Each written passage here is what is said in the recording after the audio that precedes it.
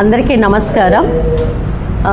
ఈరోజు ప్రెస్ క్లబ్లో పెద్దలందరితోనూ advisory board వెట్టి విమోచన కోయలేషన్ అనేది ఒకటి అన్ని జిల్లాల్లో కూడా ఒకటి ఏర్పడింది. అది ఇండివిజువల్ బాడీ, అంటే సమస్యాత్మకంగా ఉన్న ఏరియాలో పనిచేస్తూ ఏదైతే వెట్టి చాకరీ అనేది లేబర్ అనేది ఉంది, దాంట్లో బాండెడ్ లేబర్ అనేది కూడా మనకు అబాలిషన్ యాక్ట్ వచ్చి ఈ నెల ఫిబ్రవరి 9th వచ్చి 50 years. కానీ ఈ 50 years అయిన సందర్భంగా కూడా సుప్రీంకోర్టు నుండి 1976 యాక్ట్ ప్రకారం కూడా అబాలిషన్ అంటే మన స్టేటే కాకుండా దేశ స్థాయిలో కూడా దీన్ని అబాలిషన్ యాక్ట్ వచ్చినప్పటికి కూడా ఇంకా మనకు కనిపించిన రూపాల్లో చాలా మటుకు వెట్టి చాకరీ అనేది కనిపిస్తుంది. ఇళ్ళల్లో పనిచేస్తున్న వాళ్ళు, ఫ్యాక్టరీల్లో పనిచేస్తున్న వాళ్ళు, షాపుల్లో చేస్తున్న వాళ్ళు, వీళ్ళందరూ కూడా ఇప్పటికి కూడా వాళ్ళ ఫాదరో మదరో చేసిన అప్పుకి ఆ పిల్లలతో పనిచేయించడం అనేది కూడా మనం అక్కడక్కడ చూస్తున్నాము. వాటిని పూర్తిగా అబాలిషన్ చేయడానికి దీని మీద ప్రత్యేకంగా చైల్డ్ లేబర్ మీదను లేదంటే లేబర్ యాక్ట్ మీదను పనిచేయడానికి డిస్టిక్లో ఉన్న లేబర్ ఆఫీసర్స్, లేబర్ డిపార్ట్మెంట్ పనిచేస్తూ చేస్తున్నప్పటికి కూడా వాటి మీద ఈ కఠినమైన చర్యలు అనేది జరగలేదు. ఎందుకంటే మన స్టేట్ అనేది బాండెడ్ లేబరు ఫ్రీ డిస్టిక్గా, ఫ్రీ స్టేట్గా కూడా ప్రకటించడం జరిగింది. దాంట్లో ఇప్పుడు కూడా మనము రీసెంట్గా చెన్నంపల్లిలో ఒక నలుగురిని 2004లో కూడా 24లో కూడా నలుగురికి మన ఆర్డీఓ నుండి రిలీజ్ సర్టిఫికేట్ ఇప్పించడం జరిగింది. అందుకనే దీన్ని ప్రతి జిల్లాలో కూడా మనం 28 జిల్లాలకు సంబంధించి 22 జిల్లాలలో డిస్టిక్ లెవెల్ కమిటీ ఒకటి ఏర్పడింది. ఆ కమిటీలో మెంబర్స్ అందరూ కూడా రకరకాల బుడుగ జంగాల నుండి ఇప్పుడు కూడా వాళ్ళకి కనీసము క్యాస్ట్ సర్టిఫికేట్ రాని సందర్భాలు ఉన్నాయి. షికారీ కాలనీ మన దగ్గర చూస్తే వాళ్ళందరూ కూడా ఫ్యామిలీస్తో పాటు వెళ్ళి ఇటుకబట్టీల్లో పనిచేస్తున్నారు. ఆ పిల్లలతో పాటు అక్కడ వాళ్ళకి ఆధార్ కార్డు లేవు. లేబర్ డిపార్ట్మెంట్ రెడ్స్ కలిపి చేసిన ఒక సర్వేలో గుంటకల్లు వాటితో పాటే మనము లెనిన్ కాలనీలో తర్వాత ఇటుకబట్టీల్లో పనిచేస్తున్న వాళ్ళతో సర్వే చేస్తే 122 మందికి ఆధార్ కార్డులు కూడా లేవు. అంటే వీటి బట్టిని చూస్తే వేరే రూపాల్లో కూడా మన దగ్గర వెట్టి చాకరీ అనేది మన జిల్లాలోనే కాదు రాష్ట్రంలో కూడా అక్కడక్కడ ఉంది. దానికోసమే రీసెంట్గా కూడా సుప్రీంకోర్టు గైడ్లైన్స్ ప్రకారము డిస్ట్రిక్ట్ కలెక్టర్ గారు చైర్పర్సన్స్ ఉంటూ దాని కన్వీనర్గా లేబర్ కమిషన్ గారు ఉంటున్నారు, DCL గారు. వాటితో పాటు విజిలెన్స్ మానిటరింగ్ కమిటీ కూడా దీంట్లో ఎవరైతే విక్టిమ్గా రెస్క్యూ అయినారో వాళ్ళను కూడా మెంబర్స్గా పెట్టి చేయాలనేది చేశారు. అది రీసెంట్గా కూడా మన జిల్లాలో జిల్లా కలెక్టర్ గారు ఇంట్రెస్ట్ తీసుకొని కమిటీ ఫామ్ చేశారు. లేబర్ డిపార్ట్మెంట్ DCL గారు కూడా దీని మీద ప్రత్యేకంగా వేశారు. కానీ ఏదైతే ఈ మూలాలు ఉన్నాయో వీటిని వెతికి చేయడానికి అనేది ఈ కోయలేషన్ చాలా ఇంపార్టెంట్ పర్సన్స్తో కొంత సమస్యను నిజాయితీగా, నిబద్ధతగా ముందుకు తీసుకెళ్లే వాళ్ళతో ఒక కమిటీ రీసెంట్గా ఏర్పడింది. అది ఈరోజు 9th నుండి మరి 15th వరకు వీక్ డేస్ రకరకాల కార్యక్రమాలు చేయడం జరుగుతుంది. ఈ నెల 9వ తేదీన DLSA secretary, district legal service authority secretary గారి చేత కొన్ని పోస్టర్స్ను అవగాహన కార్యక్రమాలు కూడా ఇంపార్టెంట్. ఎందుకంటే ఓనర్స్ చాలామందికి ఏమి జరుగుతుంది నేను పనిలో పెట్టుకుంటా అనేది అవగాహన లేక కూడా కొన్ని జరుగుతున్నాయి. వాటితో పాటు దానికంటే ముఖ్యంగా ఏంటంటే పిల్లలను పెడితే ఏమవుతుంది, ఈ చట్టంలో ఉన్న విషయాలు ఏమున్నాయి, ఈ చట్టంలో ఇంప్లిమెంటేషన్ చేయాల్సిన ఆఫీసర్లకు కూడా పూర్తి స్థాయిలో కొంతమందికి అవగాహన లేదు.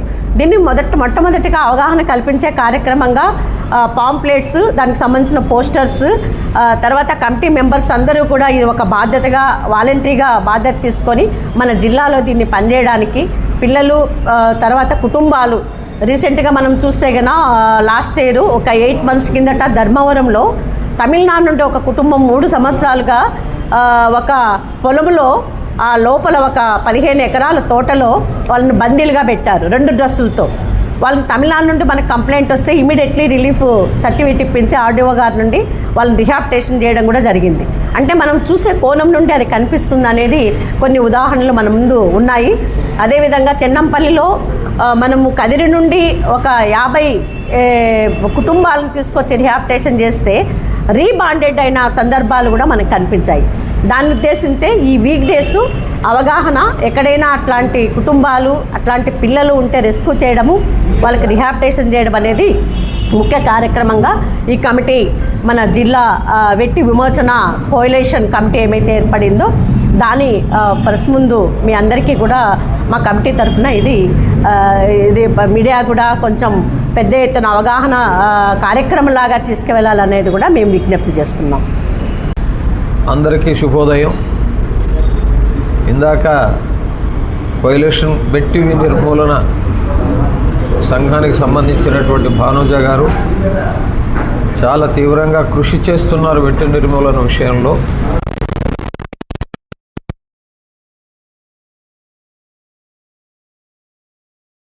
బతకడం ఒకప్పుడు పూర్వం ఇంకా భయంకరంగా ఉన్నింది, ఇప్పుడు కూడా భయంకరంగా ఉంది.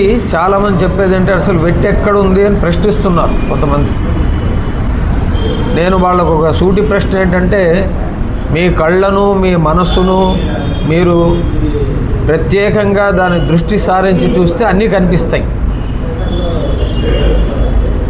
పల్లెల్లో దారుణాలు జరుగుతున్న విషయం మన అందరికీ తెలుసు, ముఖ్యంగా ప్రెస్ సభ్యులకు బాగా తెలుసు.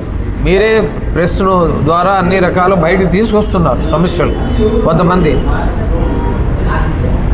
కానీ వెట్టి అనే దానికంటే శ్రమను ఎవరైతే దోచుకుంటున్నారో వాళ్ళపైన చర్యలు తీసుకోవాల్సినటువంటి పాలక వర్గాలు చాలా నిర్లిప్తంగా ఉన్నారు. దాంట్లో భాగమే ఈ వెట్టి అనేటువంటి కార్యక్రమం ఇప్పటికే కొనసాగుతాం. రెండో విషయం ఏంటంటే, వెట్టి రోజు రోజుకు పెరిగిపోతాం. వెట్టి అంటే అస్సలు ఇవ్వకపోవడం కాదు, అంతో కొంత వాళ్ళకు విదిలించేసి వాళ్ళతో విపరీతంగా శ్రమ చేయించుకోవడం, అది మన అందరికీ కనిపిస్తూ ఉంది. ఇవన్నీ చేయిస్తున్న వాళ్ళు, చేయించుకుంటున్న వాళ్ళు ప్రధానంగా రాజకీయ నాయకులకు సంబంధించిన వాళ్ళు, వాళ్ళ అనుచరులు, అనుయాయులే తప్ప మామూలు వాళ్ళు ఇప్పుడు అది తగ్గింది. రాజకీయ అవగాహన లేని వాళ్ళు ఇలాంటివి పెద్ద పట్టించుకోవట్లేదు. కూలీలను పిలుస్తున్నారు, వాళ్ళు కూలిస్తున్నారు, చేయించుకుంటున్నారు. కానీ పొలిటికల్గా పలుకుబడగలిగినటువంటి వాళ్ళు ఇక్కడ ఏ పార్టీ అని నేను అనట్లేదు. పల్లెల్లో ఏ పార్టీ అయితే రాజ్యానికి వస్తుందో వాళ్ళందరూ కూడా చేస్తున్నటువంటి పనే వాళ్ళకే తెలుసు. ఎవరైనా ఇది మంచిది కాదు నాయన అని చెప్పేదానికి బయలుదేరితే కూడా మా ప్రభుత్వం మా ఇష్టం. ప్రజల ప్రభుత్వాలు లేవు మనకి. ఏ గవర్నమెంట్ వచ్చినా మనం ఫస్ట్ వాళ్ళ నాయకులు మాట్లాడేది ఏంటంటే ఇది మా ప్రభుత్వం, మా ఇష్టం. అంటే ప్రజల ప్రభుత్వం కాదు అనేది చాలా స్పష్టంగా వాళ్ళ నోటి నుంచి వాళ్ళు చెప్తూ ఉన్నారు. ఈ మధ్య కొత్త ప్రబోధనలు ఒకటి వచ్చింది ప్రభుత్వం నుంచి. ఉద్యోగాలకు సంబంధించి దాదాపు గత 20-25 ఏళ్లుగా లేదు, వేకెన్సీలన్నీ మురిగిపోతున్నాయి. ఆ వేకెన్సీలు మురిగిపోయే వాటికి నామకే వాస్తేగా ఇగో మేము ఎన్ని లక్షలు చేసాం అన్ని లక్షలు చేసామని చెప్పుకోవడానికి కాంట్రాక్ట్ సిస్టము, అవుట్సోర్సింగ్ సిస్టమ్ అనేది కూడా తీసుకొచ్చారు. ఈ కాంట్రాక్ట్ సిస్టము, అవుట్సోర్సింగ్ సిస్టమ్ కూడా వెట్టిలో భాగమే అని నా వ్యక్తిగత అభిప్రాయం. అది అందరూ కూడా ఆలోచించాలని కోరుతా ఉన్నాను. అవుట్సోర్సింగ్ సిస్టంలో పెడితే అవి ఏవి ఇవ్వాల్సిన పనిలా, నీతో పని చేయించుకున్నా నీకు కూలి ఇచ్చేసావు. కానీ గమ్మత్తు అనే విషయం ఏంటంటే, ఆ కాంట్రాక్ట్ సిస్టంలో పనిచేసేటువంటి వాళ్ళు కూడా చాలా డిగ్రీలు చదివినటువంటి పిల్లలే. ఆ డిగ్రీలు చదువుకుని అనేక రకాల కాంపిటేటివ్ ఎగ్జామినేషన్స్ ప్రిపేర్ అయ్యి రాసిన వాళ్లకు లేదు. మరి రాజకీయ నాయకులకు ఒక సూటి ప్రశ్న నేను ఈ వేదిక మీద నుంచి అడుగుతున్నా. మీరు అక్షరం ముక్కలేకపోయినా ఒకసారి మీరు అసెంబ్లీకో, పార్లమెంటుకో, కౌన్సిల్కో వెళితే జీవితకాలం మీరు పెన్షన్ తీసుకుంటున్నారు, జీతాలు భత్యాలు కాకుండా. దీన్ని పరిశీలన చేయమని చెప్పేసి ప్రజలందరినీ మీడియా ద్వారా నేను ప్రశ్నిస్తున్నాను, అర్థిస్తున్నాను. మరి ఇది వెట్టి కనిపించదా అంటే వాళ్ళకి కనిపించదు. స్వలాభాన్ని మనం ఎక్కువ మంది మనం చూసుకుంటూ ఉన్నారు. కాబట్టి దీనికి వ్యతిరేకంగా కూడా యువత ప్రధానంగా నిలబడాల్సిన అవసరం ఉంది. ఆ రకంగా చదువుకున్న వాళ్లకు ఉద్యోగాలు కల్పించాల్సిన బాధ్యత, పని లేని వాళ్లకు పని కల్పించాల్సిన బాధ్యత, ఆకలి అయిన వాడికి అన్నం పెట్టాల్సిన బాధ్యత పాలక వర్గాల మీద ఉంది. రాష్ట్రం కానీ కేంద్రం కానీ రాజ్యాంగం కల్పించినటువంటి ప్రాథమిక హక్కు ఆ హక్కుల్ని అడుగడుగున తుంగలో తొక్కేస్తున్నారనే విషయం మనందరికీ తెలుసు. దాంట్లో భాగమే వెట్టి నిర్మూలనకు సంబంధించి 50 ఏళ్ళు అయినప్పటికీ కూడా ఇప్పటికీ కనిపిస్తుందో అంటే మనం ఎక్కడున్నాం, మన దేశం ఏడుంది? ఇది ప్రతి పౌరుడు చిత్తశుద్ధితో దేశభక్తితో ఆలోచించాల్సినటువంటి అవసరం ఉంది. అందులో ఈరోజు ఈ మీటింగు ఒక ఉద్దేశం ఏంటంటే అన్నీ చెప్పారు. ఈరోజు విశిష్టతలు ఉన్నాయి కొన్ని. మనకు బల్బ్ కనుక్కున్నటువంటి థామస్ అల్వా ఎడిసన్ జయంతి కూడా ఈరోజు. మరి థామస్ అల్వా ఎడిసన్ వెట్టి విమోచన వ్యతిరేక కమిటీ ఆధ్వర్యంలో ఈరోజు వెట్టి విమోచనకు సంబంధించినటువంటి ఒక యాక్ట్, ఒక చట్టం వచ్చి దాదాపు 50 సంవత్సరాలైన సందర్భంగా, అంటే గోల్డెన్ జూబ్లీ చేసుకుంటున్నారు. ఆ సందర్భంగా ఈరోజు మీ ముందు మేము మాట్లాడుతున్నాం. ఆ కమిటీలో మెంబర్గా 50 సంవత్సరాలు అయినప్పటికీ కూడా దాని గురించి మనం మాట్లాడుకుంటున్నాం అంటేనే అర్థమవుతా ఉంది. ఈ వెట్టి చాకిరీ ఏదైతే ఉందో అది పోవడానికి ప్రభుత్వము, ప్రజలు, ప్రజా సంఘాలు, మీడియా అందరూ కలిసికట్టుగా చేయడం ఒక్కటే కాదు, నిజంగా ప్రభుత్వానికి కానీ చిత్తశుద్ధి ఉంటే తప్పనిసరిగా అది పోతుంది అని మేము నమ్ముతున్నాము. ఈ రోజుకి కూడా కన్స్ట్రక్షన్ దగ్గర కానీ, లేదంటే పని మనుషులుగా ఉన్నటువంటి వాళ్ళు కానీ, అలాగే చాలా దగ్గరలో మనకి ఈ చిన్న పిల్లలతోటి పనులు చేసుకుంటుండేటువంటి వాళ్ళని మనం చూస్తున్నాం. నాకు తెలిసిన ఒక 3 సంఘటనలు. ఆదోనిలో పత్తి వలవడానికి 13 సంవత్సరాల లోపల పిల్లలు వలిస్తేనే, ఆడపిల్లలు వలిస్తేనే అది పత్తి విరగకుండా బాగా వస్తుంది అనేటువంటి ఒక నమ్మకంతో ఇప్పటికి కూడా వందల మంది అమ్మాయిలు ఆ పత్తి తోటల్లోకి వెళ్తున్నటువంటి వాళ్ళు ఉన్నారు. అట్లాగే ట్రాఫికింగ్ సంబంధించి ఏదైనా ఒక చర్యలు తీసుకుంటున్నప్పుడు అక్కడ దాని మీద పోలీసు వాళ్ళు దాన్ని రైడ్ చేసినప్పుడు 5 ఏళ్ల బిడ్డలు ఉయ్యాల్లో ఉన్నటువంటి ఆడబిడ్డలు కనబడుతున్నారు అనేటువంటిది ఇంకొక సంఘటన మనం చూస్తూ ఉన్నాం.